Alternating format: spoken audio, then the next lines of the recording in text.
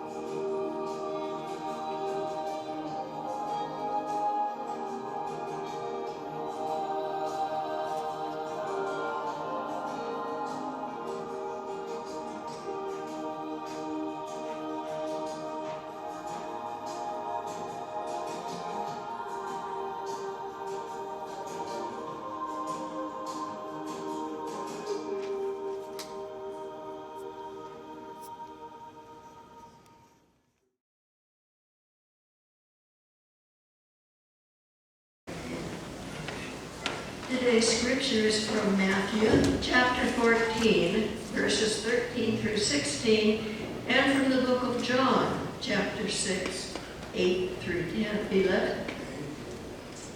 Now when Jesus heard this, he withdrew from there in a boat to a deserted place by himself. Now when Jesus heard this, he withdrew from there in a boat to a deserted place by himself. But when the crowds heard it, they followed him on foot from the towns. When he went ashore, he saw a great crowd, and he had compassion for them, and he cured their sickness. When it was evening, the disciples came to him and said, "This is a deserted place, and the hour is now late. Send the crowds away, so they may go into the villages and buy food for themselves." Jesus said to them, "They need not go away. You give them something to eat." One of the disciples, it was Andrew, brother to Simon Peter, said, "There's a little boy here who has 5 barley loaves and 2 fish. That's a drop in the bucket for a crowd this size." Jesus said, "Make the people sit down." There was a nice carpet of green grass in this place. They sat down, about 5,000 of them. Then Jesus took the bread, and having given thanks, gave it to those who were seated. He did the same with the fish. All ate as much as they wanted. May God add his blessing to this reading of his word.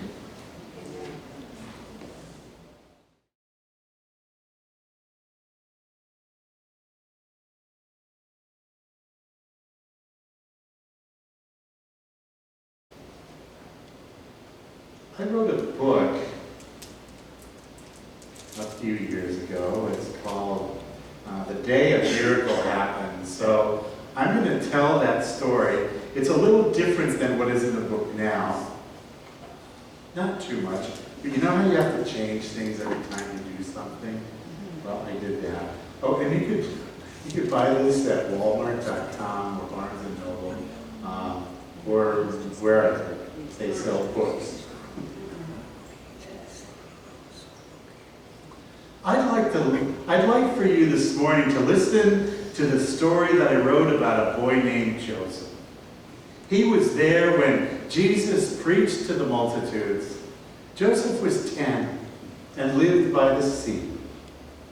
Daily living was hard for Joseph. You see, he was an orphan.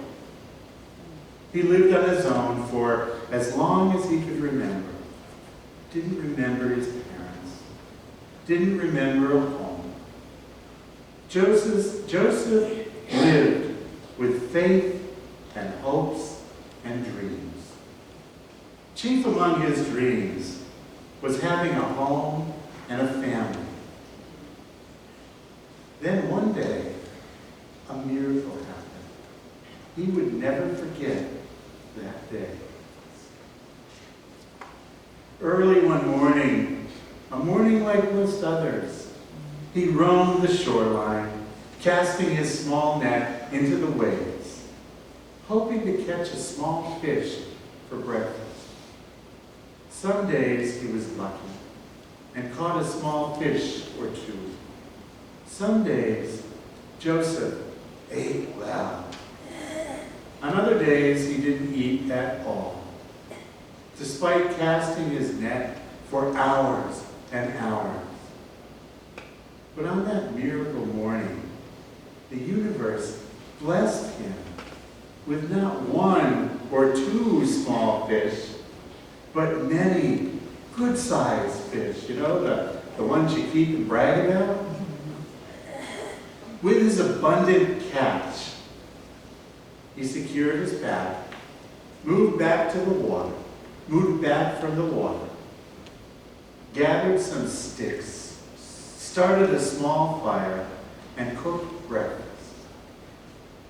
It was a wonderful meal. He hadn't eaten in a few days. and his stomach had been groaning with hunger. There were 2 fish left over, enough for a big dinner.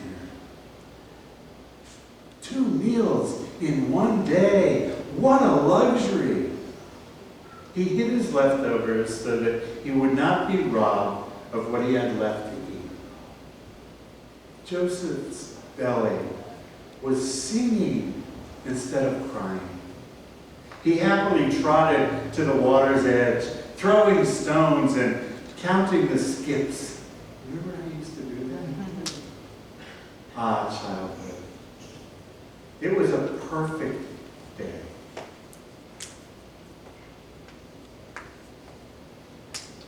Later, Joseph wandered into town. The aroma of fresh bread drifted all around. Ah, the wonderful smell drew him to the home of an old woman. She was a widow who made her living selling sweet, crusty breads. The old woman was full of joy. Joseph asked if he could trade 2 roasted fish for 1 loaf of her delicious, warm bread. Bouncing with great energy and contagious laughter, she gathered up several loaves and gave them to Joseph. "Keep your fish, my dear child," she beamed. "I have plenty of bread, and I'm happy to share with you." She began to tell Joseph of a Nazarene who had just passed by a while ago, headed toward the sea. "He stopped by a humble home and prayed with me. It's as if God had come out of heaven and spent a moment with me." As the Nazarene moved along, she looked down at her once crippled hands and saw the hands of a young person. They moved freely and without pain. Joyfully she danced and sang, "I can now make more bread to give away." Joseph walked back toward the sea. He never possessed so much food. Ahead of him, he saw a large crowd of excited people gathering. He would soon become a part of those thousands and thousands of people. Slowly, Joseph moved toward the center of the masses to see what all the excitement was about. And suddenly, the crowd parted, and there stood the Nazarene, Jesus. Joseph had heard wonderful things about this man. The old woman said he was a healer. Some said he was a miracle worker. Others said he was the Messiah, come to save us, the one who would bring hope to the hopeless. Jesus was sitting on the ground. He turned his gaze toward Joseph, caught his eye, and beckoned him. "Come, sit with me for a while, Joseph." Jesus taught many hopeful things, God things. He healed folks for the crowd. He said things that Joseph had never heard anyone say. He spoke of the kingdom of heaven in our midst. He declared widows and orphans were equal to all other people. "I have come to preach good news to the oppressed," he said. He taught them that loving each other is like loving God. He looked out upon all the people and commanded them to love the stranger next to them and never do them harm.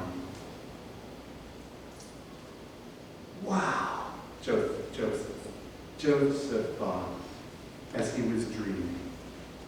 He never thought that he deserved anyone's love.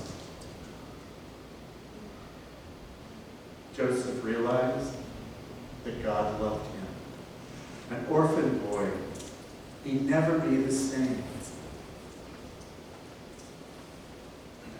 Well, it was getting late, and the 12 disciples who traveled with Joseph started to get a little hungry and a little ornery. They asked Jesus to send the crowd away to find their supper. Jesus surprised them when he sternly commanded, "You give them something to eat." Then he turned to Joseph, sitting in front of him, and said, "Joseph, my brother, you give them something to eat." And without hesitation, he reached from under his ragged cloak and drew out 2 fish and 5 loaves of bread, his only possessions. Without any fear, but with much faith, he offered these gifts to Jesus. And then Jesus lifted them up to God and asked God's blessing on them. But don't you know the Holy Spirit rushed through the whole crowd? Miracle begat miracle. Abundance overcame scarcity. Jesus took a tiny amount of food given by a small orphan boy and prepared a feast for thousands. Incredible acts of sharing rippled through the center, outward to the edges of the crowd, slowly at first, and then rapidly the miracle spread out. People opened up their cloaks and began to share the food they were hiding. All those present on that day witnessed a miracle, never seen before. Abundance was the truth. Scarcity was a lie. Their hands were God's hands and doing God's work. They all ate and talked among themselves and joyfully shared all the food. Many new friendships were made. As the day moved into the night, it was clear that all had been fed and there were plenty of leftovers. And Jesus was a little sad as the miracle day was ending. He looked all around to find Jesus, to have one more moment with him. But Jesus had gone off by himself to a mountain to pray and get some long-needed rest.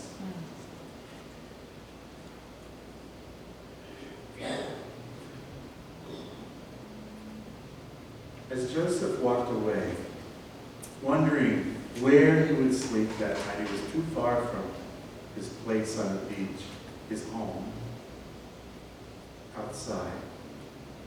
He ran into the old baker woman. Sensing his concern, she reached out her arms, saying to him, "Come, stay with me, my child, and we will take care of each other." And this ends the story of Joseph, who shared everything he had, who fed tens of thousands, because only men were counted in the scripture. And so imagine if there were 5,000 men, there were 5,000 women, and how many kids? So at least 20,000, I read, were there that day. And the boy Jesus, with the strength and the Spirit of God,